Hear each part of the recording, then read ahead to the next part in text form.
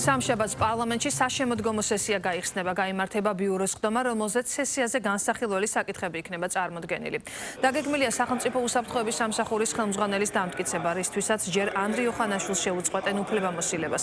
ამის შემდეგ კი თავდაცვის კომიტეტის ხდომაზე მოусმენენ და დაამტკიცებენ მამუკა მდინარაძეს, რომელიც უწყების ხელმძღვანელის პოზიციაზეა წარდგენილი. პარლამენტში ვაკანტური ხდება ქართული ოცნებიდან ერთი დეპუტატის ადგილი, მას შემდეგ რაც მამუკა მდინარაძე ოფიციალურად დაინიშნება სუსის ხელმძღვანელად.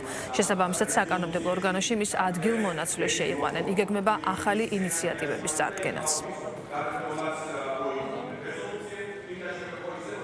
საშემოდგომო სესია ისევ როგორც წინა სესია იქნება ძალიან დატვირთული, იმიტომ რომ ჩვენ მოსახლეობას დავპირდით არაერთი მიმართულებით ძალიან სერიოზული გეგმების შესახებ, გავაცანით და დავპირდით ამ გეგმები შესახებ, ამიტომ საშემოდგომო სესია პირველივე დღეებიდან იქნება დატვირთული. ჩვენ ვიმუშავებთ როგორც განათლების, ასევე სოფლის მეურნეობის, ეკონომიკის უამრავი მიმართულებით, რაც არის მნიშვნელოვანი ჩვენი მოსახლეობისთვის, ასევე რა თქმა უნდა, საზოგადოებამ იცის, რომ არის რამდენიმე პოზიცია, მნიშვნელოვანი პოზიცია, რომელიც პარლამენტმა უნდა აირჩიოს და პირველივე დღეებში ჩვენ ამ ვაკანსიებსაც ავირჩევთ, ასე ვთქვათ, მაგრამ კიდევ ერთხელ მთლიანი საშემოდგომო სესია, გარდა პირველი თვისა, რომელიც ძირითადად საარჩევნო პროცესის გამო იქნება შედარებით შეჩერებული, მთლიანი საშემოდგომო სესია მთლიანად დაეთმობა იმ საჭიროებებს, რაც აქვს ჩვენ საზოგადოებას.